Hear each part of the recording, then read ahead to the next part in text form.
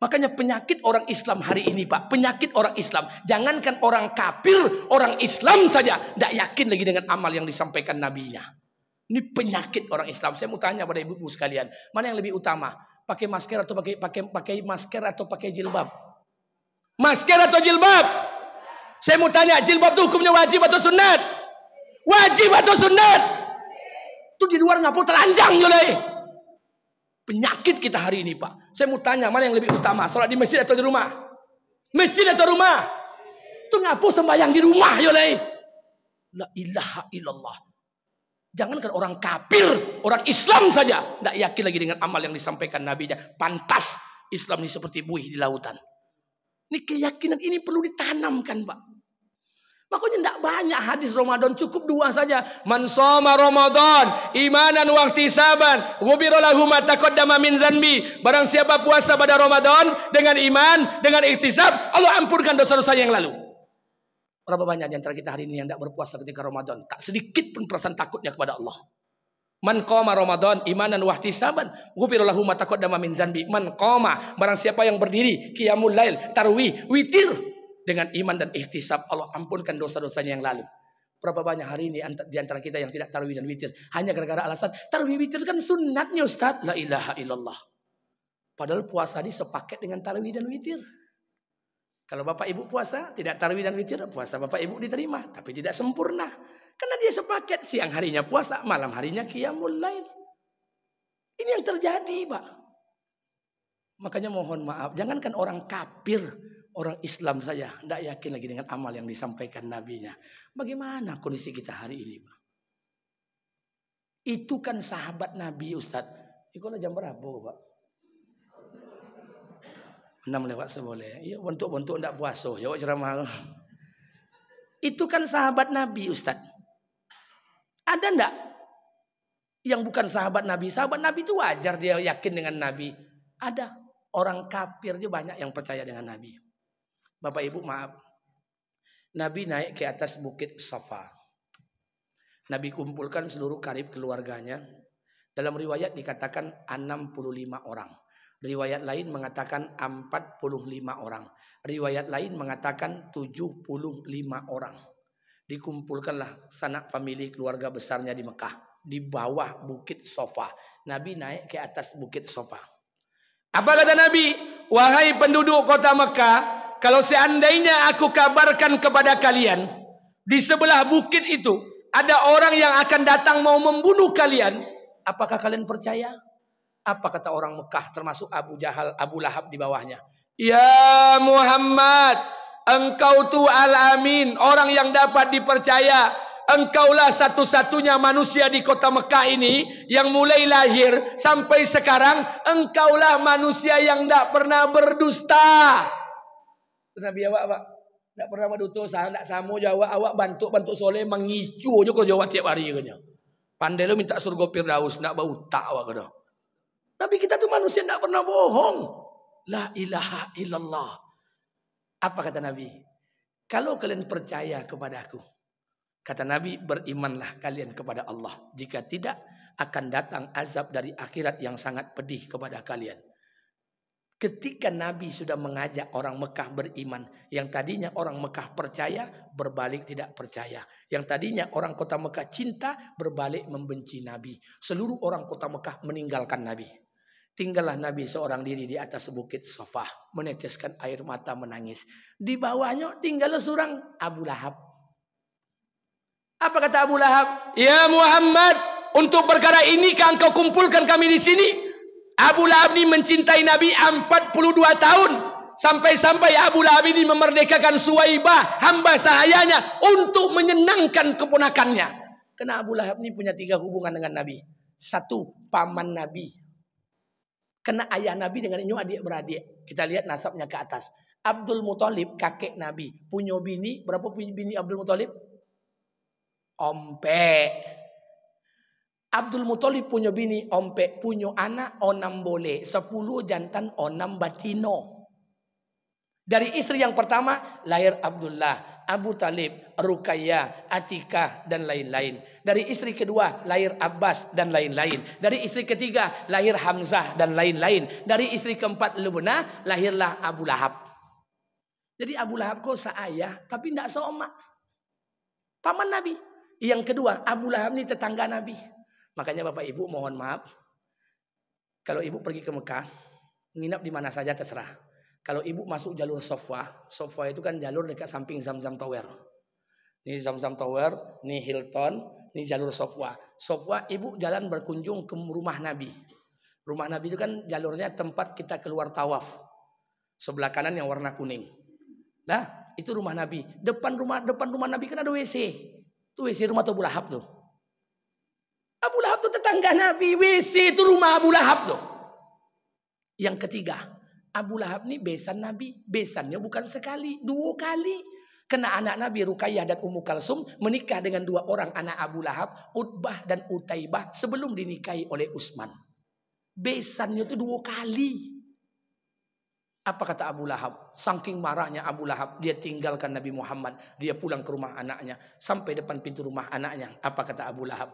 Wahai anak-anakku, aku tidak akan mau menghindari kepalaku dari terik matahari.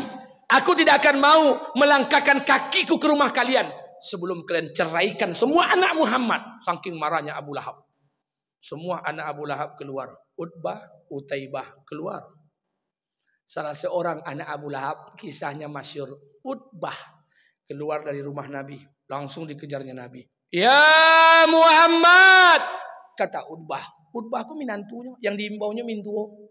Kalau ada minantu awak, pak membawa mintu namo jo batumbuk awak pagi. Tapi apa kata Nabi Muhammad? Ada apa wahai Utbah anakku? Kata Utbah, wahai Muhammad, aku tak percaya dengan agama yang kau bawa. Aku tak percaya dengan apa yang kau sampaikan. Mulai saat ini, mulai hari ini, aku ceraikan anakmu. Menetes air mata Nabi. Ayah mana yang tak menangis? Anaknya diceraikan oleh minantunya tanpa adab, tanpa akhlak, tanpa etika. Menetes air mata Nabi. Tidak cukup itu, Utbah ini pun meludahi wajah Nabi Muhammad sallallahu alaihi wasallam. Kisahnya masyhur. Hancur hati Nabi. Kemudian Nabi mengangkat tangan dan berdoa. Makanya mohon maaf, semua doa Nabi hafalkan, amalkan. Tapi doa yang satu ini saya minta tolong jangan dihafal dan jangan diamalkan. Ini khusus doa Nabi untuk Utbah minantunya ketika diludahi wajah Nabi. Ketika diludahi itu hancur hati Nabi. Nabi mengangkat tangan dan berdoa. Apa doa Nabi? Allahumma sallim ala kalban wa kilab. Ya Allah, kirimkan 1 ekor anjing dari anjing nerakamu untuk membunuh Utbah. Itu doa Nabi. Pulang Utbah ke rumah, kasih laporan dengan ayahnya. Apa kata Abu Lahab? Dari mana? Dari tempat Muhammad. Mangang situ dan kata-katai Muhammad. Terus dan caci maki Muhammad. Terus dan andai-andai Muhammad. Kata Abu Lahab, terus Muhammad ngomong apa? Kata Utbah, Muhammad tidak ada ngomong, dia diam aja. Terus saya ceraikan anak Muhammad. Kata Abu Lahab, terus kalau kau ceraikan anaknya Muhammad ngomong apa? Muhammad tidak ada ngomong, dia diam aja. Terus saya ludahkan wajah Muhammad. Kata Abu Lahab, waktu kau ludahkan tuh Muhammad ngomong apa? Kata Utbah, Muhammad tidak ada ngomong, tapi dia doa. Apa doanya? Dia minta dengan Tuhannya 1 ekor anjing dari anjing neraka untuk membunuhku. Mendengar jawaban anaknya, Abu Lahab langsung nangis. Apa kata Abu Lahab? Mampu yang yuang, mampu yang. Muhammad tak pernah bohong. Coba bayangkan, Pak.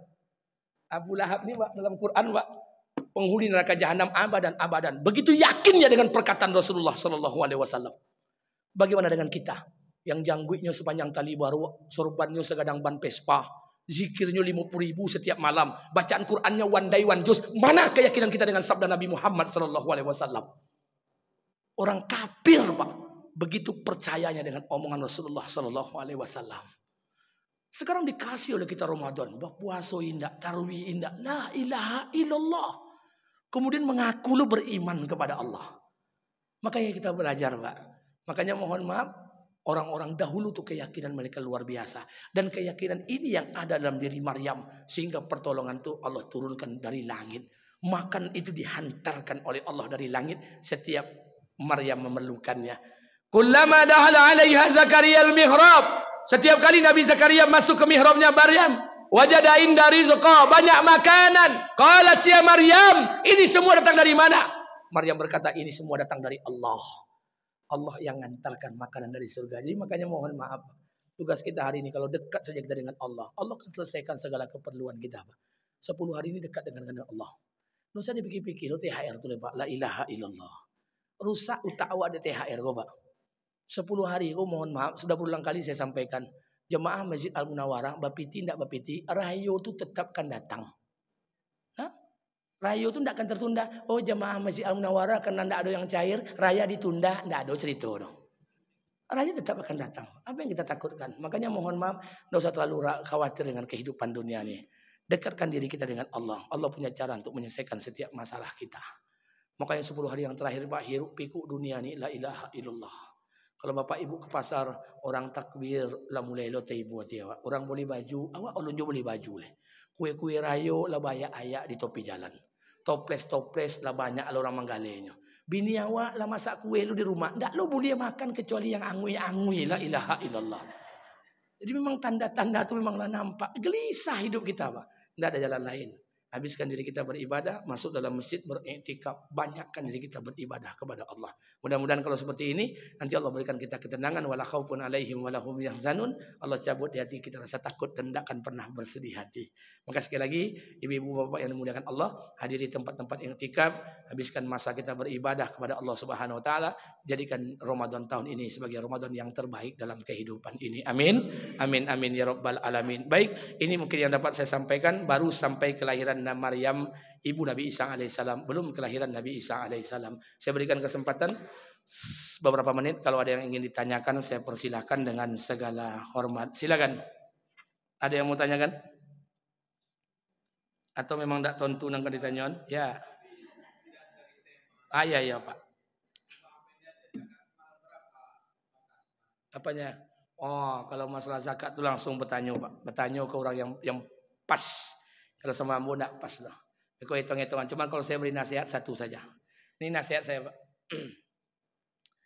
Nanti Bapak dihitung nisabnya berapa. Kalau sudah sampai haulnya, kemudian dihitung. Kalau saya pribadi, saya tetap mengeluarkan zakat. Zakat mal saya keluarkan.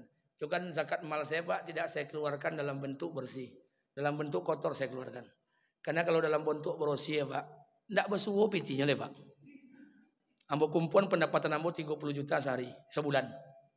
Kali setahun, lebih kurang 360 juta. Langsung saya potong 2,5% untuk menjaga kehati-hatian. Kalau memang berlebih, hitung sedekah. Tapi kalau dihitung jumlah bersih, bayi yang sudah noto, bayi rumah, tidak bersobok betul ya, Pak. Nah, kalau saya pribadi, makanya kita ini jangan mengakal. Kita ini suka mengakal-akalkan hukum. Contoh, zakat perhiasan. Berapa standar zakat perhiasan? Sampai dengan 80 sekian gram. Lebih kurang sekitar 38 atau 42 emas. Itu emas yang tersimpan, bukan emas yang dipakai. Kalau tersimpan emas itu 42 gram lah, 42 emas atau 83 sekian emas, itu keluarkan 2,5%. Dia awak jadi dia male mengeluarkan zakat ame, bapakailah 10 ame. Tinggal 20 Ustaz, tidak sampai nisab. Kalau utak awak kok, Pak. Awak gitu cukup mengakal-akalkan hukum. Kalau pilih itu memang pilih kiki, Pak, la ilaha illallah. Tapi bersyukurlah. Karena kata Allah dalam Quran itu orang yang kikir itu, orang kaya itu bakhil. Jadi kalau kita ini belum kaya, Pak, belum pantas untuk bakhil. Orang kaya itu bakhil. Kalau saya sekarang punya uang 1 juta, keluarkan 2,5%. Berapa 1 juta 2,5%, Pak? 25.000. Jangankan 25.000, Pak, 100.000 mau campaan gini, Pak. Bapak punya uang 10 juta, dikeluarkan 2,5%. Berapa jumlahnya? 250.000. Kalau 10 juta betiam Bapak, jangan kan 250.000, 1 juta mau bayaran pagi kok. Tapi kalau Bapak punya uang 10 triliun, berapa 2,5%-nya? 250 miliar. Mulai utak kau main gadang banah.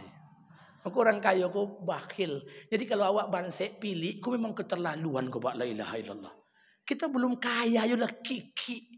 Makanya oleh karena untuk membersihkan silakan hitung dengan Basnas atau orang-orang yang khusus untuk bisa menghitungnya, dihitung zakat apa nanti dikeluarkan persentasenya. Kalau saya menjaga prinsip kehati-hatian. Contoh, walaupun Majelis Ulama fatwa kita zakat fitrah 2,5 kg, tapi tetap saya akan membayarkan 3 kg atau 3,5 kg. Kenapa berapalah artinya 0,5 kilo, setengah kilo itu Pak. Menjaga kehati-hatian saja. Kalau berlebih, mudah-mudahan dihitung sedekah. Selesai. Tidak perlu berdebat lebihkan saja. Kita ini kan tidak suka berlebih dalam urusan agama. Tapi kita ini lebih suka berlebih dalam urusan dunia. Makanya kata ulama, kita ini boros urusan dunia, pilih untuk ukuran agama. Kalau ke Mas Haji, cari mana piti-piti yang kita ketik itu. Karena kalau dia piti banyak, seolah-olah soleh dan dermawan banget gitu. Kalau baca koran Riau Pos 32 halaman selesai 1 hari. Tapi baca Quran 2 lembar, bantu soleh lah kau mah. La ilaha illallah. Kita ini hitung-hitungan untuk agama. Makanya mohon maaf, kita ini beragama dengan nafsu. Kalau perintah Allah tuh cocok dengan selera awak kerajuan perintah agama. Apa perintah yang cocok dengan selera awak? Babi ni labi pada cie. Kau dapet sore beko kawin awak. Ya. Ya.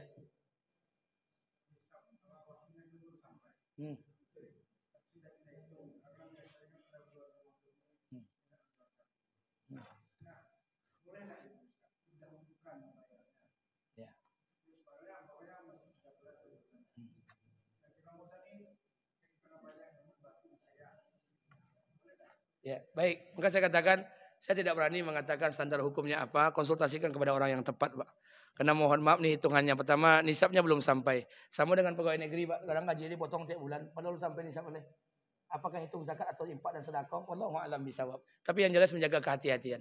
Kalau beko setahun jumlahnya nanti selesai ukurannya, alhamdulillah. Kalau enggak dia dihitung sedekah. Tapi untuk memastikan banyak, Pak. Makanya mohon maaf, konsultasikan dengan pihak Basnas atau orang-orang yang paham. Kalau yang paling paham, tanya dengan Ustadz Herman Gani juga boleh. Atau dengan Ustadz-Ustadz yang lain juga boleh, Pak. Dikonsultasikan. Kalau saya, ini mohon maaf, saya hanya pemahaman untuk saya amalkan saja. Saya amalkan menurut saya untuk menjaga kehati-hatian. Maka sekali lagi saya ingatkan kepada kita bersama, kepada Bapak Ibu yang dimuliakan Allah, bentuknya ini sepele, Maka sekali lagi buat kita bersama tanamkan. Ini keyakinan-keyakinan yang tidak kita paham, tanya dengan para ulama, dengan para ustaz-ustaz yang ada, atau tanya dengan lembaga-lembaga yang resmi yang untuk bisa menjelaskan itu. Mulai zakat pertanian, mulai zakat emas, zakat emal dan sebagainya, termasuk zakat fitrah, biar kita lebih jelas. Kadang-kadang kita kok punya uang, Pak, tapi untuk menyalurkannya sulit. Saya hanya bisa menggugah hati kita bersama, dalam harta kita ada punya orang lain. Dalam harta kita ada hak orang lain.